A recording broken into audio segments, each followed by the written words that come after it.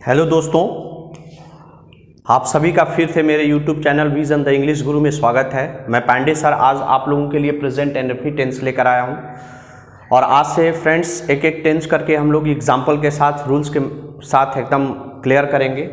सो दोस्तों देखें, present and definite tense होता क्या है फ्रेंड्स। देखिए दोस्तों, प्रेजेंट एंड डेफिनिट टेंस उसे कहते हैं जिस वाक्य के क्रिया के अंत में ता है, ती है, ते हो, ताहू लगा रहता है फ्रेंड्स, उसे हम प्रेजेंट एंड डेफिनिट टेंस कहते हैं। इस टेंस में दोस्तों कर्ता के किसी भी कार्य को वर्तमान में किए जाने की सूचना प्राप्त होती है और कर्ता के सामान्य आदत या स्वभाव के बारे में बताई जाती है। जैसे मैं कहूँ कि वह पढ़ता है, तो वह पढ़ता है तो उसके डेली पढ़ने की आदत को बताई जा रही है। और इसमें हम आपको और भी क्लियर करेंगे। सबसे पहले हम चीज़ों को समझते हैं फ्रेंड्स। देखें, इस टेंस की जो हेल्पिंग वर्ब होती है डज और डू होता है।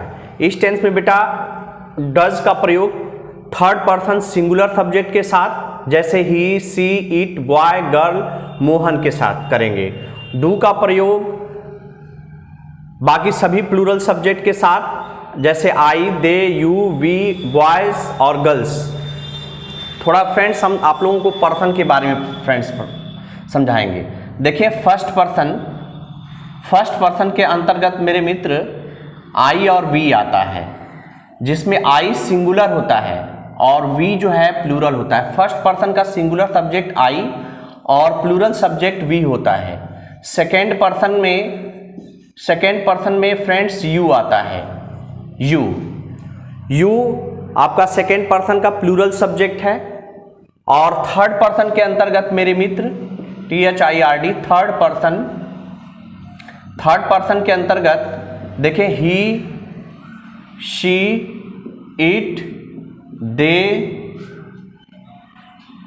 ही, she, it, they, this, that, ये सभी वगैरह वगैरह ETC आते हैं।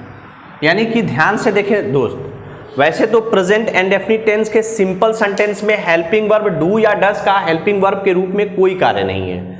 इसका जो भी अगर डू या डज आएगा तो ये मेन वर्ब की तरह कार्य करेगा। परंतु निगेटिव में, इंट्रोगेटिव में, निगेटिव में डू या डज का प्रयोग होगा। तो डज का प्रयोग थर्ड पर्सन के सिंगुलर सब्जेक्ट, जैसे ही, सी, इट, दिस, दैट के साथ होगा फ्रेंड्स। थर्ड पर्सन के प्लूरल सब्जेक्ट के साथ डज का प्रयोग नहीं करेंगे। डू का प्रयोग फर्स्ट पर्सन, सेकेंड पर्सन तथा थर्ड पर्सन के प्लूरल सब्जेक्ट के साथ करेंगे डू का प्रयोग। तो आशा करते हैं ये समझ में आ गया होगा। फिर आते हैं इसके मेन स्ट्रक्चर पर फ्रेंड्स। सब्जेक्ट, ध्यान से देखें, प्रेजेंट एंड डेफिनिट टेंस का सिंपल सेंटेंस बनाने के लिए जो स्ट्रक्चर होता है, सबसे पहले हम सब्जेक्ट लिखेंगे। सब्जेक्ट के बाद वर्ब और V प्लस SRES। फ्रेंड्स मेरे V प्लस SRES लिखने का मतलब होता है कि सब्जेक्ट यदि प्लूरल होगा तो केवल वर्ब लिखेंगे, या और मतलब या अगर सब्जेक्ट सिंगल हुआ तो वर्ब में S या ES जोड़ करके लिखेंगे दोस्त। फिर उसके बाद ऑब्जेक्ट, ओ मतलब मैंने यहाँ ऑब्जेक्ट लिखा है, और प्लस OW मतलब अदर वर्ड, ओ मतलब अदर और W मतलब वर्ड। अदर वर्ड को हम लोग रिमेनिंग वर्ड भी कहते हैं। तो अंत में OW लिख करके लास्ट में फुल स्टॉप कर देंगे फ्रेंड्स। फिर निगेटिव बनाने के लिए इसका सबसे पहले सब्जेक्ट, फिर डू या डज अकॉर्डिंग टू सब्जेक्ट लिखेंगे। अगर प्लूरल रहा तो डू, सिंगुलर रहा तो डज लिख करके एन मतलब नॉट या नेवर का प्रयोग करेंगे। फिर उसके बाद V1, फिर ऑब्जेक्ट, फिर OW और लास्ट में फुल स्टॉप का प्रयोग करेंगे। इंट्रोगेटिव सेंटेंस में मित्र अगर वाक्य क्या से प्रारंभ होगा तो अकॉर्डिंग टू सब्जेक्ट सबसे पहले डू या डज का प्रयोग करेंगे। फिर सब्जेक्ट लिखने के बाद V1, ऑब्जेक्ट, फिर OW और लास्ट में क्वेश्चन मार्क का प्रयोग करेंगे।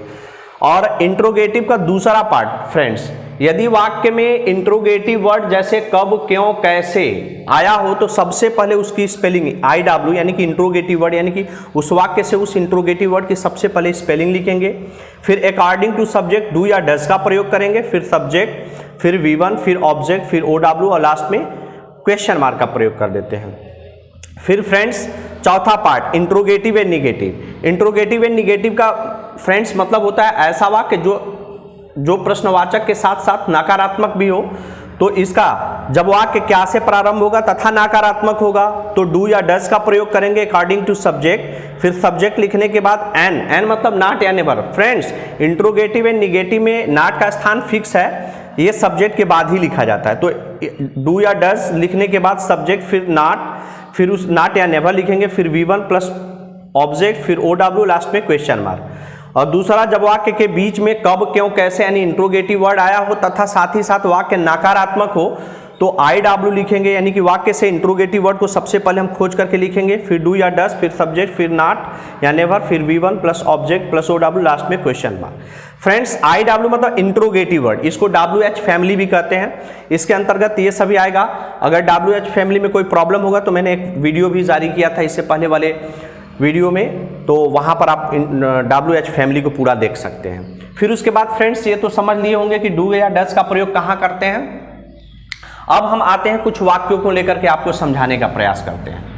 अब जैसे देखिए, मोहन विद्यालय जाता है, मोहन पढ़ता है, एक छोटा सा वाक्य लिखते हैं, मोहन पढ़ता है। देखिए फ्रेंड्स, तो मोहन पढ़ता है में सिंपल में देखें, ये वाक्य सादा सुदा है, तो सबसे पहले सब्जेक्ट लिखेंगे। हमने बताया था पिछली वीडियो में फ्रेंड्स कि अगर वाक्य का सब्जेक्ट पता करना है तो क्रिया के पहले कौन का प्रश्न करें। मोहन पढ़ता है, कौन पढ़ता है, मोहन आपका सब्जेक्ट हो गया। फिर उसके बाद डिसाइड करेंगे कि ये मोहन जो है सिंगुलर है कि प्लूरल है। तो फ्रेंड्स, ये थर्ड पर्सन का है और नाम है, सिंगुलर है, तो ये सिंगुलर है। तो ध्यान से देखें कि सब्जेक्ट के बाद V और V प्लस SRES, तो सब्जेक्ट सिंगुलर है तो V में यस या ES जोड़ करके लिखेंगे। फ्रेंड्स, दो बातें, कब यस और कब ES जोड़ेंगे, ये भी चीज़ों को समझ लें मेरे मित्र। देख लें फ्रेंड्स, यदि किसी भी वर्ब का अंतिम अक्षर yes, double S, SH, CH, X, O या Z हो तो ऐसे क्रियाओं के अंत में हम ES जोड़ेंगे फ्रेंड्स, ES याद रखे रहिएगा।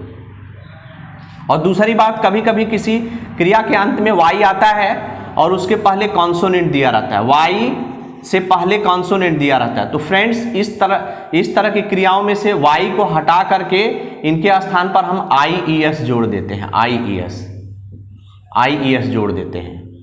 और बाकी जितने वर्ब होते हैं उनमें यस जोड़ करके यस जोड़ते हैं। तो तीन कंडीशंस ऐसे होते हैं। पहला कंडीशन है कि यदि किसी भी क्रिया के अंत में yes, double S, SS, CH, X, O, Z आया हो तो उस क्रिया के अंत में ES जोड़ेंगे।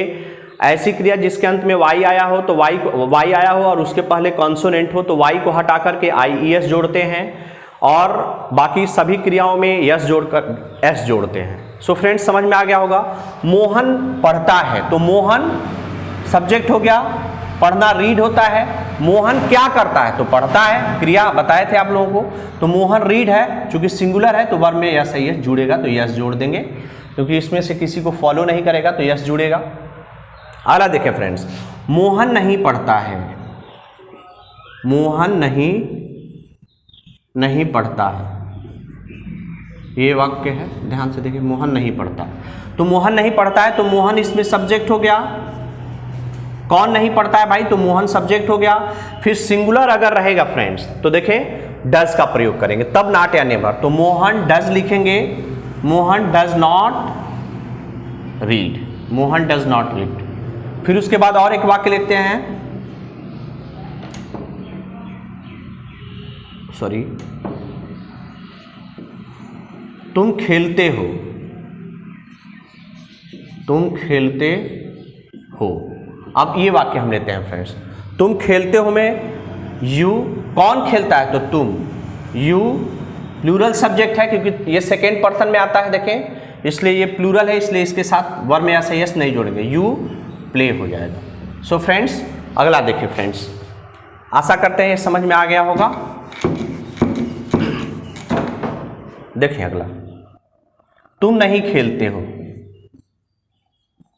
तुम नहीं खेलते हो।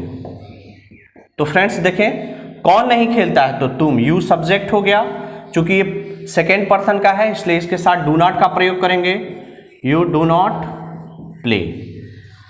तो ये फ्रेंड्स सिंपल और निगेटिव के कुछ वाक्य लेते हैं इंट्रोगेटिव पे। जैसे देखें, क्या तुम खेलते हो, क्या तुम खेलते हो। सो फ्रेंड्स देखिए, क्या तुम खेलते हो में, ये देखिए वाक्य क्या से प्रारंभ हो रहा है, तो डू या डस को पहले करेंगे। तो चूंकि तुम है तो डू लिखेंगे पहले, डू, फिर सब्जेक्ट डू यू प्ले। देखिए ये क्वेश्चन मार्क लगा है। अगला देखें, वह क्यों खेलता है, वह क्यों खेलता है, इंट्रोगेटिव एक लेते हैं। तो ये वाक्य तो क्या से प्रारंभ था, तो डू या डस को पहले करेंगे। ये इस वाक्य में इंट्रोगेटिव वर्ड पहले बीच में आया है। वह क्यों खेलता है, तो क्यों की स्पेलिंग वाई होती है, इसको सबसे स्टार्टिंग में लिख देंगे वाई, फिर अकॉर्डिंग टू सब्जेक्ट डू या डस का प्रयोग करेंगे। तो वह यानी ही थर्ड पर्सन का सिंगुलर सब्जेक्ट है, इसलिए डस का प्रयोग करेंगे। Why does he play friends. तो इस तरह से आप छोटे छोटे वाक्यों को लेकर के समझ सकते हैं। फर्स्ट खेलता है तो राम, तो राम लिखिए, राम। चूंकि बेटा फ्रेंड्स ये सिंगुलर सब्जेक्ट है, तो देखिए सिंगुलर सब्जेक्ट में सब्जेक्ट के बाद वी और वी प्लस एस आ रही है। तो राम चूंकि सिंगुलर सब्जेक्ट है, थर्ड पर्सन का है, इसलिए प्ले लिखेंगे तो इसमें यस या यस जोड़ करके लिखेंगे। तो प्लेस है फ्रेंड्स, इसमें यस जोड़ करके लास्ट में फुल स्टॉप। तो राम खेलता है का ट्रांसलेशन राम प्लेज होगा। फिर देखिए राम नहीं खेलता है, यानी राम नहीं खेलता है फ्रेंड्स। तो कौन नहीं खेलता है, तो राम। तो राम आपका सब्जेक्ट हो गया, राम। फिर उसके बाद निगेटिव है, तो देखें डू या डस का प्रयोग अकॉर्डिंग टू सब्जेक्ट करेंगे। तो सब्जेक्ट में राम है, सिंगुलर है, तो डस का प्रयोग करेंगे। राम डस, नॉट लगाएंगे क्योंकि नॉट खेल नहीं है, नॉट और प्ले मीन्स खेलना। चूंकि निगेटिव सेंटेंस है फ्रेंड्स, इसलिए हम यहाँ पर V1 का प्रयोग करेंगे, यानी कि वर्ब की फर्स्ट फॉर्म का, इसमें यस यस नहीं जोड़ेंगे।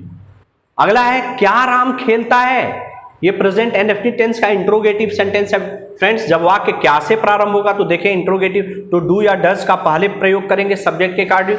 तो राम, इसमें कौन नहीं खेल, क्या राम खेलता है, कौन खेलता है, तो राम। तो राम के अनुसार डू या डस में से डस आएगा, तो डस राम प्ले। देखिए सबसे पहले डू या डस, फिर सब्जेक्ट, फिर V1, फिर अदर वर्ड में कुछ है नहीं तो यहाँ क्वेश्चन मार्क कर देंगे। राम क्यों खेलता है, देखें ये आपका फ्रेंड्स आया इंट्रोगेटिव का, ये दूसरा वाला टाइप। जब वाक्य में इंट्रोगेटिव वर्ड दिया गया हो तब राम क्यों खेलता है में क्यों की स्पेलिंग सबसे पहले हम इंट्रोगेटिव वर्ड लिखेंगे वाई। वाई मतलब क्यों होता है। देखिए इंट्रोगेटिव वर्ड के बाद डू या डस का प्रयोग अकॉर्डिंग टू सब्जेक्ट। तो राम इसमें सब्जेक्ट है, तो डस का प्रयोग होगा। वाई डज राम प्ले लिखेंगे, PLAY, और लास्ट में क्वेश्चन मार्क। राम क्यों नहीं खेलता है, तो देखिए ये आपका आ गया इंट्रोगेटिव एंड निगेटिव। तो क्यों वाक्य के बीच में दिया है, तो क्यों की स्पेलिंग सबसे पहले हम उठा करके लिखेंगे यहां वाई डज। देखिए इंट्रोगेटिव वर्ड लिखने के बाद डू या डस का प्रयोग करेंगे। तो why does Ram play, PLAY, यानी राम क्यों नहीं खेलता है, तो वाई डज राम क्यों नहीं खेलता है, तो why does Ram not play. बेटा नॉट प्ले, क्योंकि इंट्रोगेटिव है निगेटिव है तो नॉट भी लिखा जाएगा। तुम हिंदी पढ़ते हो, देखें तुम हिंदी पढ़ते हो, कौन हिंदी पढ़ता है, तो तुम। तो इसमें सब्जेक्ट पता चल गया कौन का प्रश्न करने से, तो यू है। चूंकि यू देखे फ्रेंड्स, यू आपका सेकेंड पर्सन है और यह प्लूरल सब्जेक्ट में, तो यहां पर हम लोग देखें जब प्लूरल सब्जेक्ट रहेगा तो केवल वी लिखेंगे, वी में यस नहीं जोड़कर। तो यू रीड्स नहीं होगा, जब सिंगुलर सब्जेक्ट होता तब होता फ्रेंड्स। यू रीड क्या, देखिए तुम हिंदी पढ़ते हो, तो यू रीड क्या पढ़ते हो, तो हिंदी। तो हिंदी आपका फ्रेंड्स ऑब्जेक्ट हो जाएगा, यू रीड हिंदी, और लास्ट में फुल स्टॉप करते हैं। फिर आते हैं, देखिए बेटा वह क्या क्या खाता है, तो देखिए क्या क्या की स्पेलिंग व्हाट ऑल, मैं WH फैमिली में मैंने डिफाइड किया है फ्रेंड्स कि क्या क्या की स्पेलिंग व्हाट ऑल होता है, व्हाट ऑल। फिर चूंकि इंट्रोगेटिव वर्ड है, वाक्य के बीच में क्या क्या आया है, तो what all does according to subject, तो ही होगा, तो ही के अनुसार डज होगा। तो व्हाट ऑल डज ही ईट, और लास्ट में फ्रेंड्स क्वेश्चन मार्क कर देंगे। फिर तुम कहाँ कहाँ जाते हो, तो कहाँ कहाँ की स्पेलिंग फ्रेंड्स वेयर ऑल होता है, where all do you go. क्यों, क्योंकि यहां पर प्लूरल सब्जेक्ट सेकेंड पर्सन है, तो डू का प्रयोग होगा इंट्रोगेटिव वर्ड के बाद। यहां पर देखें इंट्रोगेटिव वर्ड अगर रहेगा तो इंट्रोगेटिव वर्ड के बाद इंट्रोगेटिव वर्ड के बाद डू या डज का प्रयोग करेंगे। तो डू का मैंने प्रयोग किया, तो where are do you go, आप तुम कहाँ कहाँ जाते हो। अगला है तुम मुझे हिंदी पढ़ाते हो, कौन मुझे हिंदी पढ़ाता है, तो तुम, तो यू लिखिएगा friends, you teach, teach means पढ़ाना, टीचेस नहीं होगा क्योंकि ये प्लूरल सब्जेक्ट है, सेकेंड पर्सन है, तो you teach me Hindi, you teach me Hindi आपका। वह किससे बात करता है, तो किससे की स्पेलिंग हुम होती है बेटा, हुम डज, क्योंकि इंट्रोगेटिव वर्ड के बाद डू या डज आता है अकॉर्डिंग टू सब्जेक्ट, तो हुम डज ही टॉक, वह किससे बात करता है, तो हुम डज ही टॉक। तुम क्या पढ़ना पसंद करते हो, तो देखो ध्यान से फ्रेंड, तुम क्या पढ़ना पसंद कर, तो क्या वाक्य के बीच में आया है, इंट्रोगेटिव वर्ड है, तो व्हाट डू यू लाइक, देखिए friends, what do you like, पढ़ना, देखिए दो वर्ब आया है, पसंद करना तो लाइक हो गया, अब पढ़ना टू रीड हो गया, to read, what do you like to read, यहां क्वेश्चन मार्क। नेक्स्ट है फ्रेंड्स, वह कहाँ रहता है, तो कहाँ इंट्रोगेटिव वर्ड है, वाक्य के शुरुआत में आ जाएगा, वेयर डज ही लीव, देखिए where does he live, where interrogative word के बाद डू या डज का इस्तेमाल अकॉर्डिंग टू सब्जेक्ट होगा, तो यहां पर ही सिंगुलर सब्जेक्ट है इसलिए डज मैंने इस्तेमाल, तो वेयर डज ही लीव। तो ये फ्रेंड्स रहा आपका starting present and definite tense, उसके रूल्स और साथ ही में एग्जांपल्स मैंने आपको प्रयास किया समझाने का। फिर सेकेंड पार्ट्स में मैं फ्रेंड्स बेहतर एग्जांपल का समावेश करके आऊँगा और आशा करता हूँ कि ये वीडियो आपको समझ में आया होगा। और अगर वीडियो नए जो बच्चे होंगे वो मेरे चैनल को सब्सक्राइब कर देंगे, क्योंकि एक के बाद एक मैं टेंसेज अब पढ़ाने वाला हूँ, 1 से 2 महीने तक लगातार टेंसेज पर आपका कमांड कराऊंगा। और वीडियो पसंद आया होगा तो लाइक शेयर और सब्सक्राइब जरूर करिएगा। Thanks very much.